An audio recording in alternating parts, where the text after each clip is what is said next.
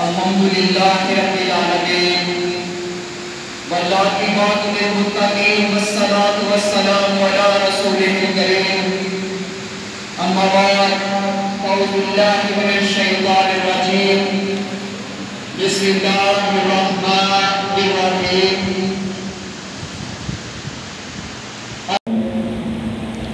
الحمدللہ رب العالمین والصلاة والسلام علی سید الانبیاء والمرسلین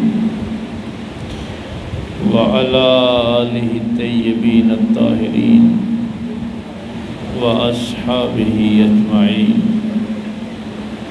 اما بعد فقد قال اللہ تبارک و تعالی فی القرآن المجید اعوذ باللہ من الشیطان الرجیم بسم اللہ الرحمن الرحیم قد افلح المؤمنون الذین هم فی صلاتهم خاشعون والذین هم عن اللغو معرضون والذین هم للزکاة فاعلون آمنت باللہ صدق اللہ العظیم۔ اللہ رب العزت کی حمد و ثنا کے بعد اور پاک پیغمبر صلی اللہ علیہ وآلہ وسلم پہ ہدیہ درود و سلام پیش کرنے کے بعد نہایت واجب الاحترام صدر محفل صاحبزادہ محمد حسیب صاحب، صاحبزادہ محمد آفتاب صاحب، خلفائے شیخ صوفی محمد اقبال صاحب، جناب نبی احمد صاحب، ہمارے لنداویہ سے آئے ہوئے مولانا محمد اسلم صاحب، اس کی آواز کم کر دینا، یعنی کیوں چیخے ہیں۔ اس مسجد کے امام اور خطیب لیاقت صاحب، سابقہ خطیب بھی تشریف لائے وجید والی سے، جناب مسعود الحسن معصومی صاحب، دیگر معزز علماء و مشائخ، سامعین و حاضرین، بزرگ و دوست و عزیز بھائیوں، ماشاءاللہ میزبانی تو یہ کالا چک اور میاں کوٹ والوں کی ہے، لیکن میں دیکھ رہا ہوں کہ اہل علاقہ میں سے، ٹاوریاں والا سے، رنداوا سے، بن باجوہ سے، ننگل شریف سے، تمام علاقے کے جو گاؤں ہیں وہاں سے نمائندگی موجود ہے۔ تو یہ تو حضرت صاحب قبلہ کی محبت ہے جو انہوں نے آپ سے کی، اور آپ اس محبت کا آگے پھر ثبوت دے رہے ہیں۔ تو میزبان جو ہیں وہ بھی مبارکباد کے مستحق ہیں، جنہوں نے اتنی خوبصورت محفل کا اور مہمانوں کا انتخاب کیا۔ رات تو کافی گزر گئی، نعت خوانی آپ نے لمبے عرصہ تک سنی، برخوردار شفاقت نے بہت ظاہر ہے اپنی محبت کا اظہار کیا۔ یہ جہاں کہیں بھی یہ بات ہوتی ہے تو اس کے لیے میں ایک جملہ یہ کہتا ہوں کہ میری بات ہو تو کوئی بات ہو نا، جب بات ہی خالق کی ہوتی ہے، جب بات ہی اس کے محبوب کی ہوتی تو پھر اس بات میں تاثیر پیدا ہو جاتی۔ میری بات ہوگی تو صفر ہوگی۔ وہ جو مجھ میں مل جائیں تو ہو جاؤں لامحدود، وہ جو مجھ سے نکل جائیں تو صفر ہو جاؤں۔ بے شک بے شک بے شک۔ بھائی میری بات ہوگی تو اس کا تو کوئی وزن نہیں ہے نا، اس کا کوئی وجود نہیں۔ تو جب بات خالق کی ہوتی ہے تو ظاہر ہے پھر اس بات کا وزن ہوتا ہے. لیکن اس کے لیے ایک بات ضروری ہے کہ بندہ باادب بھی ہو اور عرفانی ذوق بھی رکھتا ہو. بھائی بے ادبوں سے خالق کی کیا بات کر، بھائی بے ادبوں سے خالق کائنات کی بات کر، اس کے محبوب کی بات کر. اس لیے ہمارے ہاں یہ بات ضروری ہے کہ اگر آپ نے خالق کی اور اس کے محبوب کی بات سننی ہے تو بندہ ادب والا بھی ہو اور عرفانی ذوق بھی رکھتا ہو. سورہ مومنون کی ابتدائی چند آیات تلاوت کی ہیں. یہ 18واں پارہ جو ہے وہ آغاز ہے اس کا. ارشاد ہوا قد افلح المومنون، بے شک فلاح پا گئے ایمان والے. ترقی نہیں. ہاں بھئی آج کل یہ بھی بڑی مصیبت ہے کہ لوگ ترقی کو کامیابی سمجھتے ہیں. قرآن کی جو اصطلاح ہے، جو خالق کی اصطلاح ہے، اذان میں بھی حی علی الفلاح ہے. ہاں یہاں بھی فلاح کی قد افلح المومنون، قد افلح من تزکا. یعنی قرآن جب بات کرتا ہے تو فلاح کی کرتا ہے. یہ تھوڑا سا فرق پہلے سمجھ لیں. جسے آپ دنیا میں کیریئر کہتے ہیں نا، یہ میرے کیریئر کی بات ہے، اور اس میں آپ کا ویژن اتنا سا ہوتا ہے کہ اتنی دولت اکٹھی کر لوں، فلاں عہدہ منصب مل جائے، شہرت مل جائے.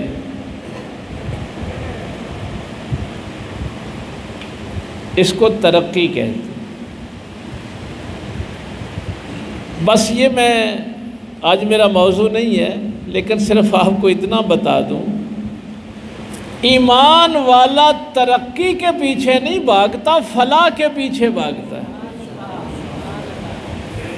اس کے رب کا تقاضا ہی یہی ہے کہ وہ فلاح کی بات کرے، کامیابی کی بات کرے. اس لیے کہ ترقی تو نمرود نے بھی کی، پوری دنیا کا بادشاہ بنا، لیکن فلاح نہیں پا سکا. ترقی تو فرعون نے بھی کی، لیکن فلاح نہیں پا سکا. ترقی تو یزید نے بھی کی، فلاح نہیں پا سکا. قد افلح المومنون. اس کے شان نزول تو کئی مفسرین نے لکھے، لیکن آج میں وہ شان نزول جو عام بیان نہیں کیا جاتا، اس میں پھر علماء کا کچھ سند کے اعتبار سے اختلاف بھی ہو جاتا ہے. واقعہ آپ نے سنا ہوا ہے کہ سرکار مولا کائنات سرکار علی المرتضیٰ کرم اللہ وجہ الکریم، آپ کی جب ولادت ہوئی تو آپ آنکھیں نہیں کھولتے تھے. مشہور واقعہ ہے، تمام علماء اس کو بیان کرتے ہیں. تو جب آپ کی والدہ محترمہ فاطمہ بنت اسد نے، اس بی بی کا شاید آپ کو تعارف نہیں ہے، یہ عورتوں میں سے واحد عورت ہے کہ جن کی قبر مبارک جب کھودی گئی تو میرے پاک پیغمبر صلی اللہ علیہ وسلم پہلے قبر میں لیٹے تھے اور کہا تھا، مولا تو جانتا ہے کہ یہ میری سگی ماں تو نہیں تھی، میری چچی تھی، لیکن اپنے بچوں سے بچا کر خوراک میرے لیے رکھتی تھی. میں تھکا ہارا باہر سے آتا تھا تو میرے سکھ اور چین کا سارا انتظام کرتی تھی. تو وہ دعائیں کبھی آپ سنیں تو بڑی کمال کے وہ جملے ہیں جو نبی پاک صلی اللہ علیہ وسلم نے ان کی قبر میں لیٹ کے پہلے کہے تھے. میں اس بی بی کی بات کر رہا ہوں. تو انہوں نے جب پاک پیغمبر صلی اللہ علیہ وسلم کے ہاتھوں پہ سرکار مولا علی کو رکھا تو ساتھ یہ کہا یا محمد صلی اللہ علیہ وسلم بچہ آنکھیں نہیں کھول رہا. تو ایک روایت میں یہ بھی ہے کہ ماں نے کہا کہ بچہ آنکھیں نہیں کھول رہا تو سرکار مولا علی کی زبان سے یہ آیت جاری ہوئی قد افلح المومنون. نعرہ تکبیر، نعرہ رسالت، نعرہ حیدری، حضور قبلہ عالم، آستانہ علی شریف. اس کا ذرا سیکوینس دیکھیں نا. ماں کہہ رہی ہے یا محمد صلی اللہ علیہ وسلم بچہ آنکھیں نہیں کھول رہا اور بچہ کہہ رہا ہے قد افلح المومنون. اماں جو محمد کے دامن میں آ جائے وہی تو فلاح پا گیا.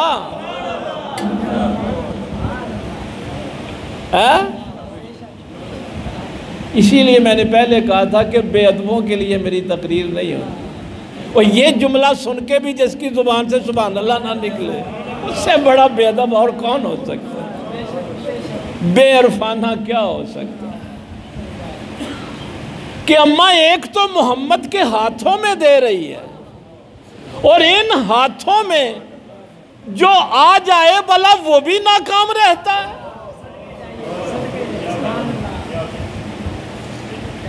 قد افلح المومنون. فلاح پا گئے جو پیغمبر کے دامن میں آ گئے. ایک جگہ بڑے بڑے علماء بڑی گفتگو کر رہے تھے اور سرکار مولا کائنات ظاہر ہے ان کے علم پہ جب بات ہوتی ہے تو بڑے بڑے لوگوں کے سرنگوں ہو جاتے ہیں. لیکن ایک بزرگ انڈیا سے آئے انہوں نے ایک بڑا جملہ کہا. انہوں نے کہا کہ یہاں بڑے خطاب ہوئے اور لوگوں نے کہا کہ علی کے علم کو کوئی بیان نہیں کر سکتا بلکہ ہمارے یہ افغانستان کے ایک بڑے محقق گزرے ہیں انہوں نے تو بلکہ علی شریعتی نے بھی جو عراق کے ہیں انہوں نے کہا تھا کہ علی کی تو خاموشی بیان نہیں ہو سکی اس کے کلام کو کوئی کیا بیان کرے.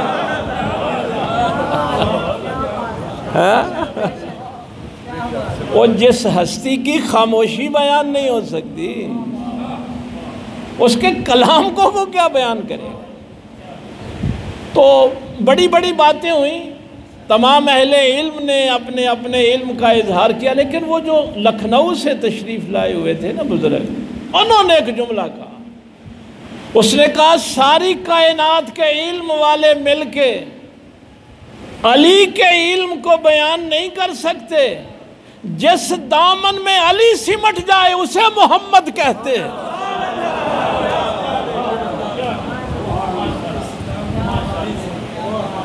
جس دامن میں علی سمٹ جائے اسے محمد کہتے.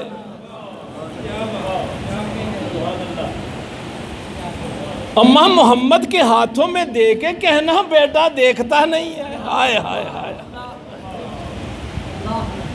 قد افلح المومنون. اور بھائی مومن کون ہے جو حضور کے دامن میں آ جائے اور اس کے بعد پھر شک کرنا کہ پتہ نہیں ایمان والا ہو گیا ہوں تو فلاح ملے گی یا نہیں ملے گی.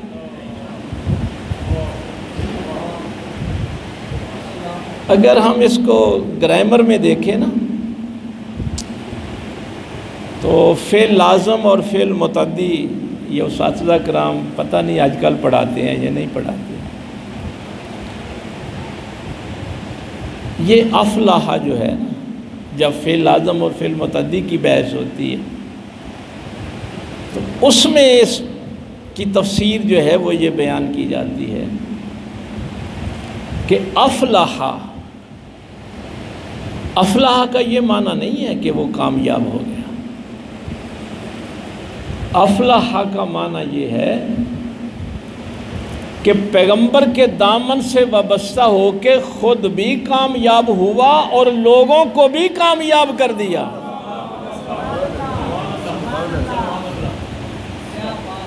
تو مومن ہوتا ہی وہ ہے جو صرف اپنی کامیابی کا نہ سوچے، دوسروں کی کامیابی کا بھی سوچے۔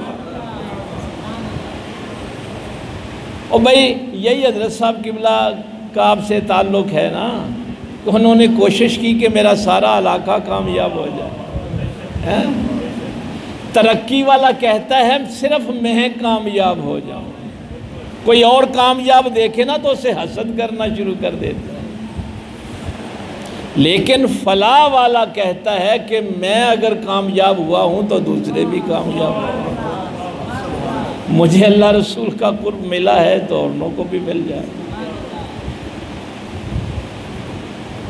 آگے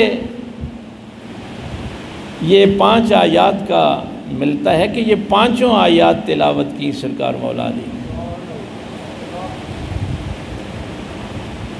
الذین هم فی صلاتہم خاشعون، صرف نماز کی بات نہیں کی، نماز کی کیفیت کی بھی بات کی۔ جو نبی کے دامن میں آ گیا اب وہ نماز صرف نہیں پڑھتا، محبت سے نماز پڑھتا ہے، عشق سے نماز پڑھتا ہے، خشیت و خوف الہی میں نماز پڑھتا ہے۔ صرف یہ نہیں کہا کہ وہ نمازی ہے، نماز کی کیفیت بیان کی۔ اسی لیے تو لوگ مرنے کو تو کامیابی نہیں سمجھتے۔ کوئی ہے ایسا انسان جو مرنے کو کامیابی سمجھتا؟ یہ علی کی شان ہے نا کہ ادھر تلوار سر پہ پڑی اور ادھر کہا فزت برب کعبہ، رب کعبہ کی قسم میں کامیاب ہو گیا۔ یہ نماز کی کیفیت کی بات کر رہا ہوں۔ سبحان اللہ۔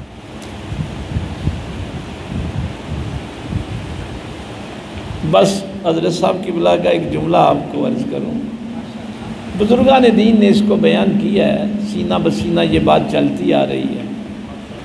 اکثر ہوتا ہے نا کہنے نا خیالاں والی نماز، ادھر ادھر توجہ، خشیت اور خوف اور محبت اور عشق والی نہیں پڑھی جاتی۔ تو بزرگ کہا کرتے تھے کہ دادا مرشد سرکار فرماتے تھے جب تو وضو کر کے اس کی بارگاہ میں کھڑا ہو جاتا ہے، اتنا بھی تو اللہ کا شکر ادا کیا کر کہ اس نے تجھے توفیق دی تو اس کی بارگاہ میں کھڑا ہو۔ بس یہ ایک جملہ ذہن میں رکھنا، خیالوں والی بھی پڑھتا رہے گا تو کہہ کہ مولا یہ بھی تیری توفیق سے پڑھی ہے، اور اگر کبھی محبت والا کو سجدہ نصیب ہو جائے تو پھر ضرور کہنا کہ یہ تو نے پڑھوائی ہے، یہ میں نے نہیں پڑھی۔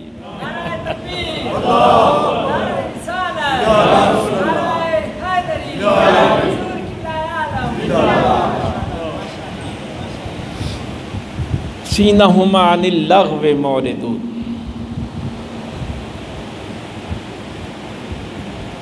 بیہودہ، بے فائدہ، بے مقصد باتوں سے دور رہتے ہیں۔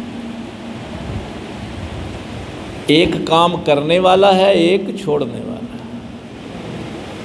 کون مومن فلاح پاتے ہیں؟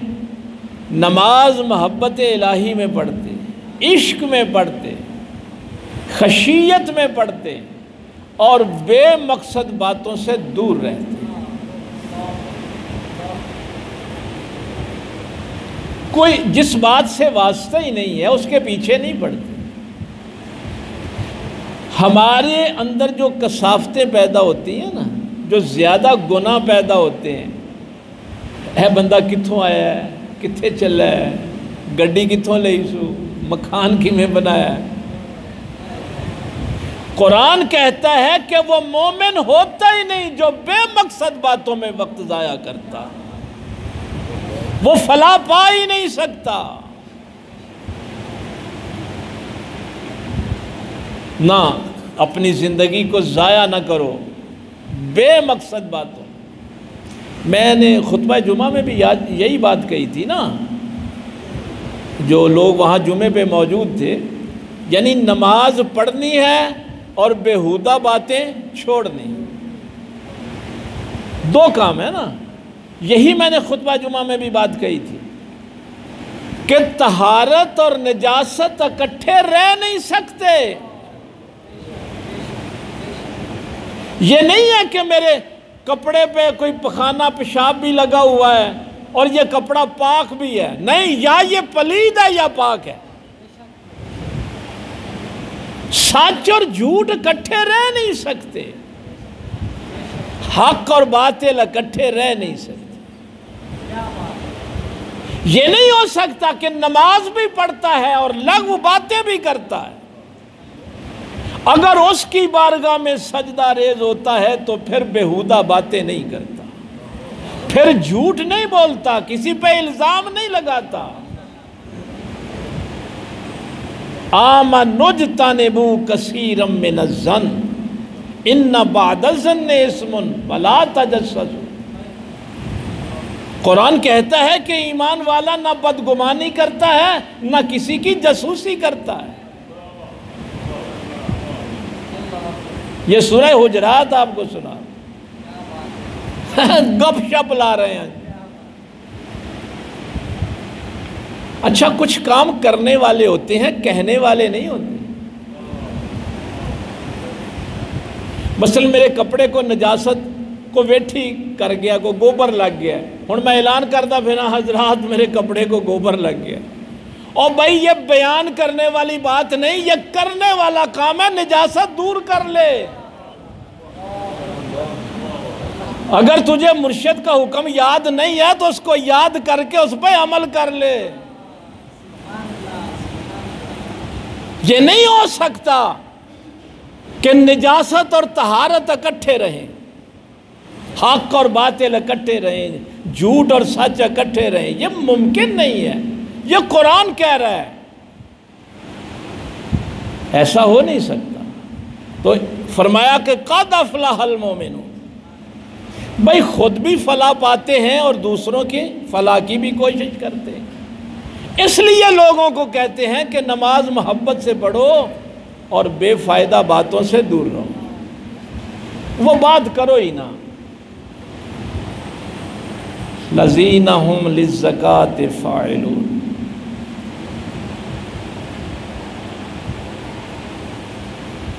جب یہ زکوٰۃ کی آیت آتی ہے نا تو آپ کے ذہن میں فوری طور پہ یہ 2.5% والی زکوٰۃ آ جاتی ہے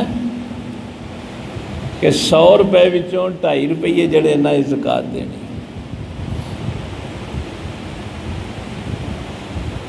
زکوٰۃ کی کم از کم 11-12 قسمیں ہیں۔ اچھا، زکوٰۃ کا معنی بھی نشو و نما ہے، گروتھ ہے۔ ہاں، ایک اس کا معنی تزکیہ ہے، پاک کرنا، ایک اس کا معنی گروتھ ہے۔ یہ مال کی زکوٰۃ ہے 2.5%۔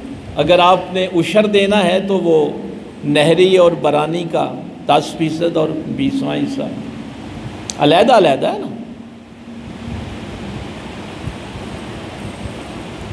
لیکن کچھ زکوٰتیں ہیں جن کا آپ کو پتہ نہیں۔ تیری ایک مسکراہٹ جو تیرے ماں باپ کو خوش کر دے وہ بھی زکوٰۃ ہے۔ اور کبھی اپنے رویے کی بھی زکوٰۃ دیا کر۔ اور جب میں نے پہلی دفعہ یہ روایت پڑھی تھی نا کہ میرے پاک پیغمبر صلی اللہ علیہ وسلم فرماتے ہیں کہ تو تکلیف میں بھی ہو، چوٹیں آئی ہوئی ہیں، بخار ہے، بیماری ہے، انتہائی تکلیف میں ہے، لیکن اسی اثنا یعنی تو درد سے ہائے ہائے کر رہا ہے۔ میرے پاک پیغمبر صلی اللہ علیہ وسلم فرماتے ہیں اسی اسنا اگر تیرا باپ تیرے سامنے آ جائے تو اس کے سامنے ہائے نہ کرنا، اس کو اپنے درد کی بات نہ بتانا۔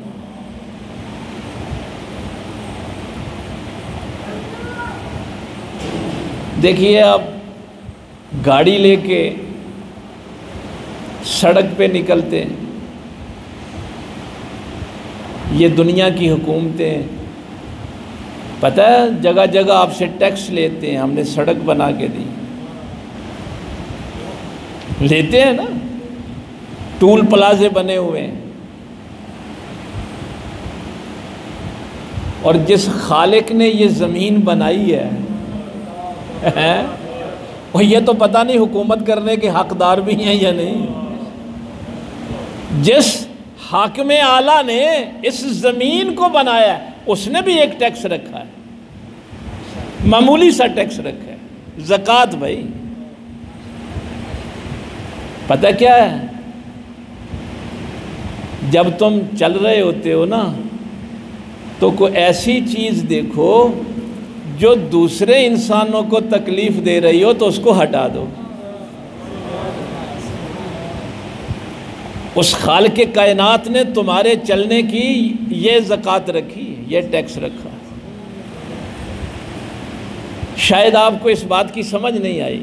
دو چیزیں ہیں، یا تو اللہ فرماتا کہ راستے کو گندا نہیں کرنا، راستے پہ کانٹے نہیں بچھانے، راستے پہ پتھر نہیں پھینکنے۔ اللہ یہ نہیں کہہ رہا کہ راستے خراب نہ کرو، اللہ فرما رہا ہے جنہوں نے خراب کیے ہیں تم صاف کر دو۔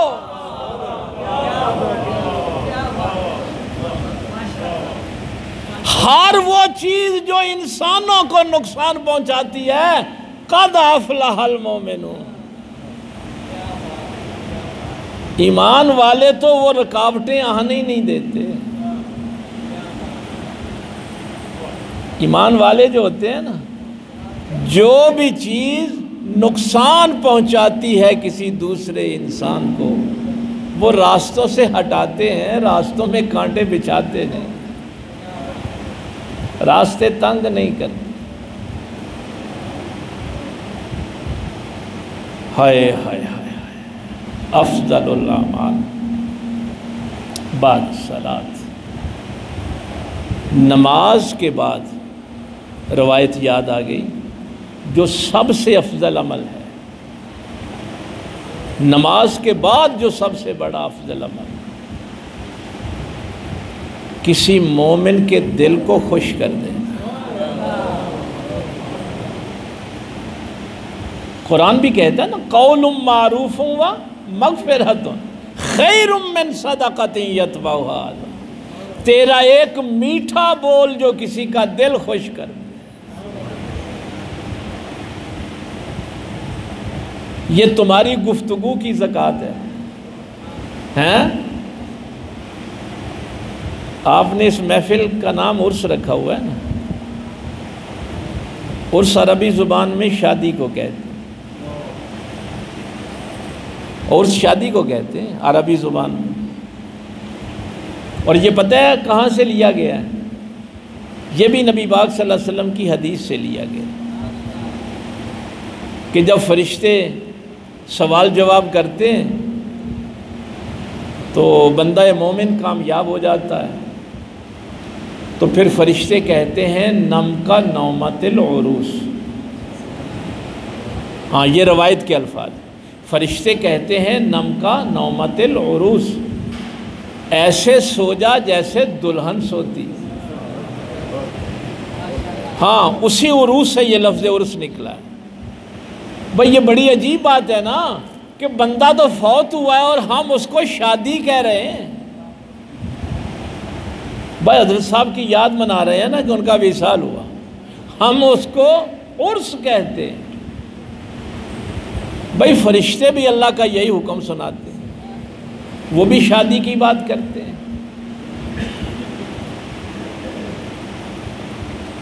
اگر آپ کو یہ عرس کا معنی سمجھ آ جائے۔ او ہم تو برسی پر بھی عرس مناتے ہیں، خوشیاں کرتے ہیں اور خوشیاں تقسیم کرتے ہیں۔ عرس کا بھی معنی یہ ہے کہ حضرت صاحب نے ساری زندگی لوگوں میں خوشیاں تقسیم کی ہیں اور وصال کے بعد بھی خوشیاں ہی تقسیم کرتے ہیں۔ سبحان اللہ۔ یہ نہیں ہے کہ بوتھے سوجے ہوئے ہیں، نفرتیں ہیں، جو بندہ پاس بیٹھ جائے وہ بھی وحشت میں چلا جاتا ہے، انسیت آتی نہیں۔ قد افلح المؤمنون، ایمان والا خود بھی خوش رہتا ہے اور خوشیاں تقسیم بھی کرتا ہے۔ سرکار امام زین العابدین کو، زین العابدین بھی، آپ کا نام تو علی ہے، علی بن حسین ہے۔ سرکار امام زین العابدین کا اصلی نام ہے علی بن حسین۔ زین العابدین، جتنے بھی عبادت گزار ہیں ان کی زینت، اس کی ایک وجہ یہ بھی لکھی ہوئی ہے کہ اگر کوئی بندہ آ کے کہتا نا امام آپ کے وہ جو فلاں مرید تھا، عقیدت مند تھا، پہلے وہ پیدل چلتا تھا اب اس کو گھوڑا مل گیا ہے، امام مدینے میں بیٹھے ہیں، مرید بصرے اور کوفے میں بیٹھا ہے، کسی نے آ کے خبر دی، وہ آپ کے غلام اب سواری سے یعنی پیدل سے سواری پہ آ گیا، تو امام مدینے میں 2 شکرانے کے نفل نیت کر لیتے، یا اللہ تیرا شکر ہے تو نے فلاں بندے کو سواری عطا کی۔ نعمتیں کسی کو ملتی تھی وہ شکرانے کے نفل پڑھتے رہتے۔ حسد کرنے والوں کو کیا پتا ہو مومن کیا ہوتا ہے؟ مومن اپنی بھی فلاح چاہتا ہے، دوسروں کی بھی فلاح چاہتا ہے۔ مومن خود غرض نہیں ہوتا اور خود غرض مومن نہیں ہوتا، وہ پاک پیغمبر صلی اللہ علیہ وسلم کے دامن سے وابستہ ہی نہیں ہے۔ یہ تربیت تو بہت بچپن میں انہوں نے میری فرما دی تھی، بہت بچپن، اور یہ بات تو ازبر مجھے کروا دی تھی بار بار۔ حضرت بایزید بسطامی رحمہ اللہ 2 باتیں انہوں نے مجھے بہت ساری زندگی اتنی ریپیٹ کی، آپ کو تو غصہ آ جاتا ہے نا، ابے نے کل بھی آئی گل سنائی، وہ مجھے پتا ابے نے کیڑی گل سنانی ہے، یہ بھی گستاخی ہے، جہالت ہے۔ اگر باپ نے ایک بات 100 بار سنائی ہوئی تو 101 مرتبہ جب سنانے لگے نا تو اس توجہ سے سننا کہ میں پہلی بار ہی سن رہا ہوں، یہ نہیں آکھنا ابا روئی دیڑی ایک ہی گل کرتا رہے۔ ان بے وقوفوں کو کیا پتا مومن کیا ہوتے، ایمان والے کیا ہوتے۔ یہ بات بار بار سناتے تھے کہ حضرت بایزید بسطامی رحمہ اللہ دریا کے کنارے بیٹھے وضو فرما رہے تھے،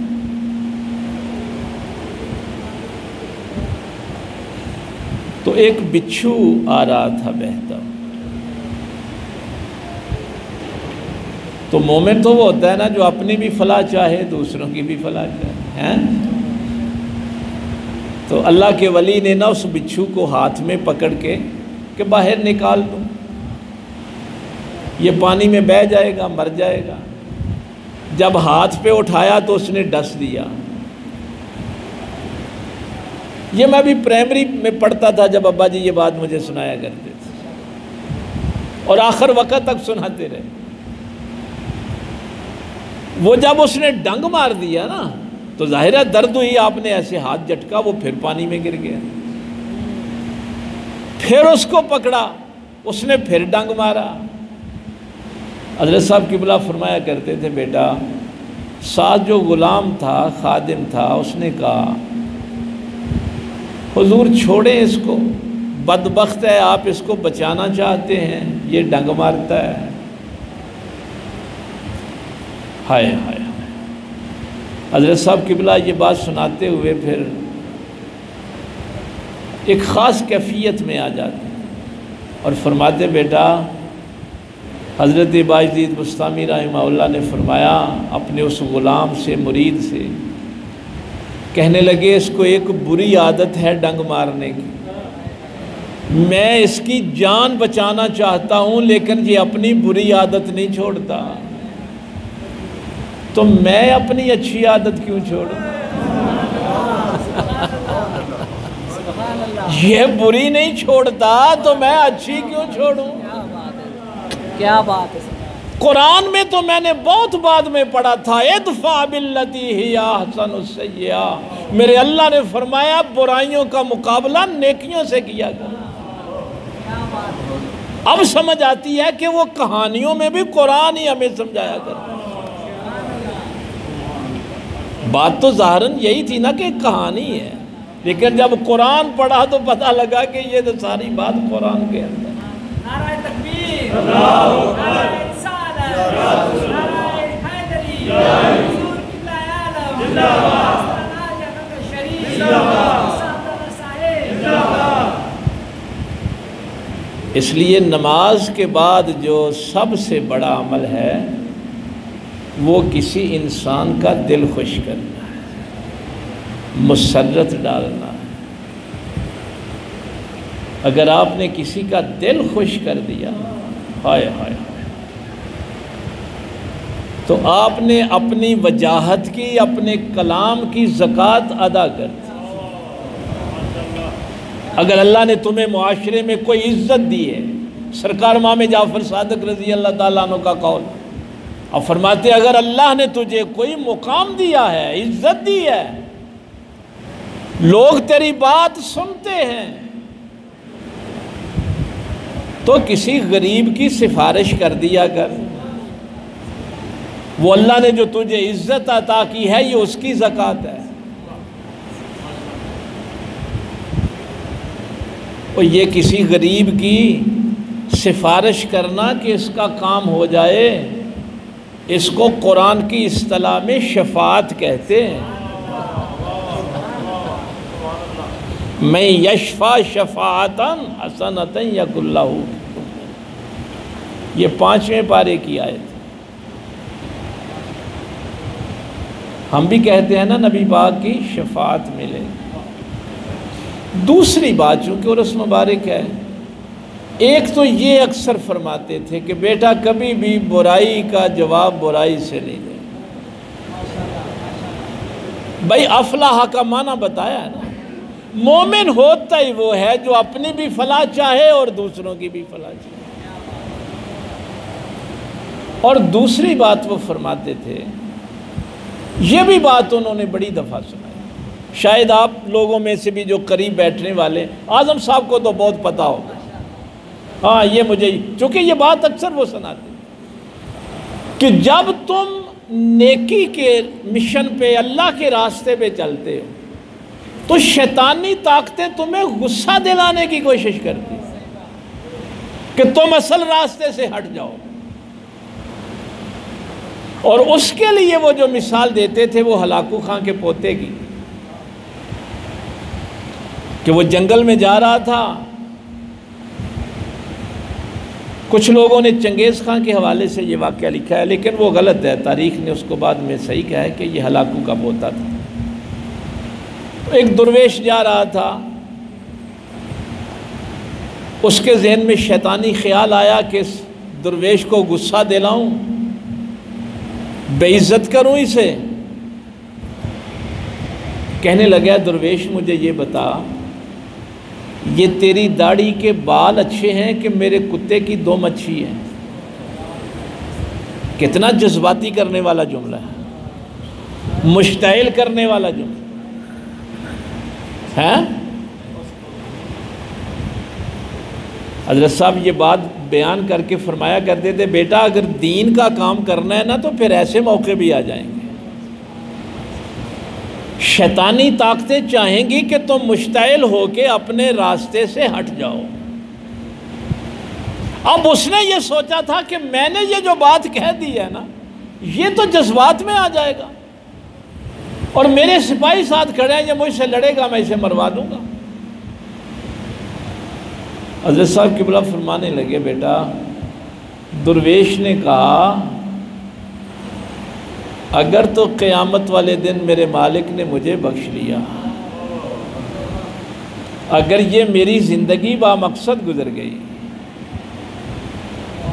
اور میرے مالک نے میری یہ زندگی قبول کر لی، تو پھر تو میری داڑھی کے بال اچھے ہیں، اور اگر میرے مالک نے کہہ دیا کہ تو ناکام ہو گیا، میرا مالک مجھ سے راضی نہ ہوا، قیامت والے دن مجھے جہنم میں پھینک دیا، تو پھر تیرے کتے کی دومی اچھی ہے،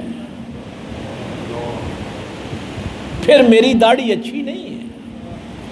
یہ داڑھی تو تب اچھی ہے نا کہ اگر میرے رسول کو قبول ہو جائے، میرا اللہ اس داڑھی کو قبول فرما لے۔ وقتی طور پہ تو بادشاہ چلا گیا، لیکن وہ بات ذہن میں کھٹکنا شروع ہو گئی، پتہ نہیں میرا مالک مجھ سے راضی ہے کہ نہیں، یعنی اتنے غصے کی حالت میں بھی بات مالک کی ہی کرنی ہے۔ کوئی تمہیں جتنا جی چاہے مشتعل کرے، تو نے بات اپنے مالک کی ہی کرنی، تو نے اپنے ٹریک سے نہیں ہٹنا، تو نے ادھر ادھر نہیں دیکھنا۔ گھر جا کے اپنے چچا سے کہنے لگا، درویش کی بات مجھے کھا گئی۔ کچھ لوگوں نے تاریخ میں اس کا نام بندو خان رکھا ہے، لکھا ہوا ہے۔ چچا نے کہا کہ یہ تو مسلمانوں سے متاثر ہو گیا۔ چچا کہنے لگا، اوہ یہ دنیا کی بادشاہی طاقت کے بل بوتے پہ ہوتی ہے، یہ باتیں جو ہوتی ہیں نا یہ ایسے ہی ہوتی ہیں، ان کا کوئی وجود نہیں ہوتا، تو میری اس درویش سے کشتی رکھوا دے، اگر وہ جیت جائے گا تو اس کی بات مان لینا، اگر میں جیت گیا تو میرے دین میں ہی رہ، مسلمانوں کا دین قبول کرنے کی کیا ضرورت ہے۔ کشتی کا پیغام درویش کو پہنچ گیا، بس درویش کو بیچارہ کشتیاں تو نہیں لڑتا تھا، لیکن دین کی خاطر آفر قبول کر لی۔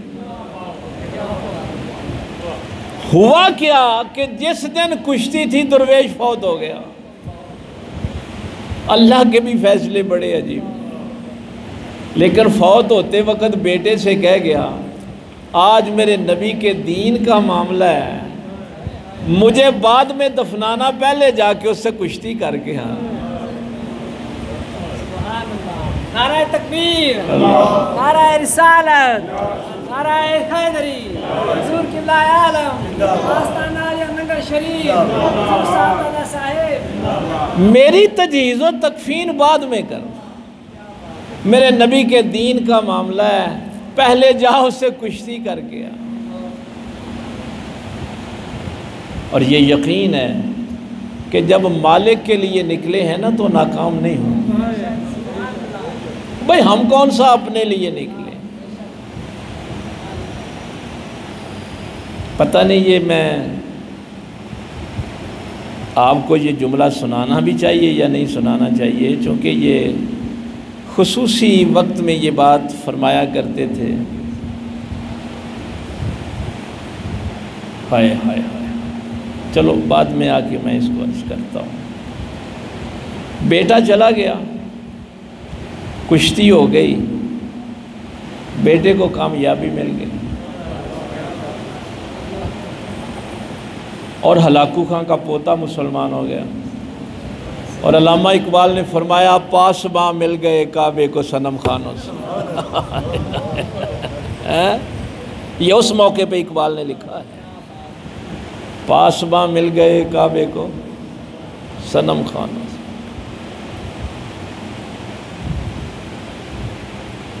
تو یہ دو باتیں حضرت صاحب کے فیض سے یہ ہاں، جب آپ ایمان والے ہیں، پاک پیغمبر صلی اللہ علیہ وسلم کے دامن میں سمٹ آئے ہیں، تو پہلا تقاضا یہ ہے کہ لغو باتوں سے دور رہنا اور نماز محبت سے پڑھنی، خشیت الہیہ سے پڑھنی۔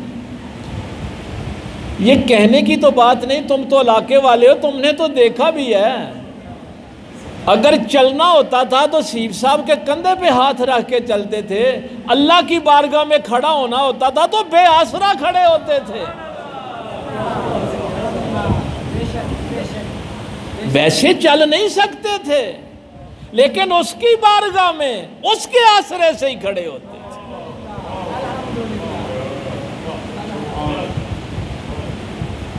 ان کا مرید ہو اور وہ کہے کہ میرا نماز میں جی نہیں لگتا ہے،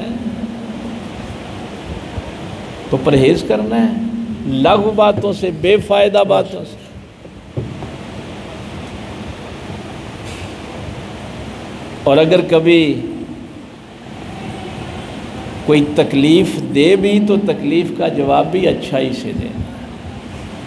یہ قرآن کا بھی حکم ہے اور حضرت صاحب کا بھی حکم کہ اگر بچھو بری عادت نہیں چھوڑتا تو تم بھی اپنی اچھی عادت نہ چھوڑو۔ کسی کو دیکھ کے تم اپنی اچھی عادتوں کو چھوڑ دو گے۔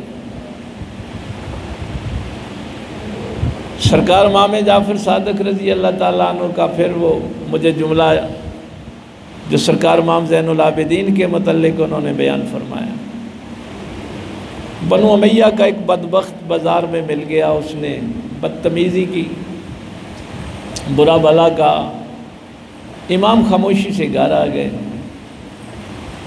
بس رات کو سویا نہ گیا، پریشان رہا کہ یار میں نے امام کو تنگ کیا ہے بازار میں، تو جھوٹا ہے، تو فلاں ہے، تو فلاں ہے، بڑی باتیں کی۔ صبح ابھی نماز سے لوگ فارغ ہی ہو رہے تھے تو آگ دروازہ کھٹکھٹایا، امام باہر تشریف لائے۔ ویسے بھی روتے رہتے تھے، واقعہ کربلا کے بعد کسی نے مسکراتے تو دیکھا نہیں ان کو، تو روتے ہوئے باہر آئے۔ اس نے کہا حضور معافی دے دیں۔ فرمایا کس بات کی؟ میں نے کل بازار میں آپ کو جھوٹا کہا تھا، آپ کو تکلیف دی تھی، تو سویا نہیں ہوں میں ساری رات، مجھے معاف کر دیں۔ جو دروازے پہ آ جائے نا، ہیں جو میری سرکار نے بھی فرمایا تھا، بیٹا جو آ جائے اس کے لیے دروازے کھلے رکھنا۔ میں کبھی اس جملے پہ غور کرتا ہوں نا تو مجھے وہ سرکار کی ساری سیرت سامنے آ جاتی، جو آ جائے اس کے لیے دروازے کھلے رکھنا۔ اور جس کو میرے حکم کی حیا نہیں، اس کے پیچھے جانے کی ضرورت ہی نہیں، اس کے پیچھے جانے کی ضرورت ہی نہیں۔ جو شیخ کو ہی چھوڑ گیا ہے وہ تجھے چھوڑ جائے گا تو کیا فرق پڑتا ہے؟ تو امام نے کیا خوبصورت ارشاد فرمایا، اس نے کہا حضور میں نے کل آپ کو بازار میں جھوٹا کہا تھا، تکلیف دی تھی آپ کو، مجھے معاف کر دیں۔ فرمایا تو نے مجھے جھوٹا کہا تھا؟ حضور جھوٹا کہا تھا۔ فرمایا اگر تو نے سچ کہا تھا تو اللہ مجھے معاف کرے۔ ہائے ہائے ہائے، ایمان والا ہونا کوئی مذاق ہے؟ قد افلح المؤمنون۔ فرمایا اگر تو نے سچ کہا تھا تو اللہ مجھے معاف کرے، اور اگر تو نے جھوٹ کہا تھا تو اللہ تجھے معاف کرے۔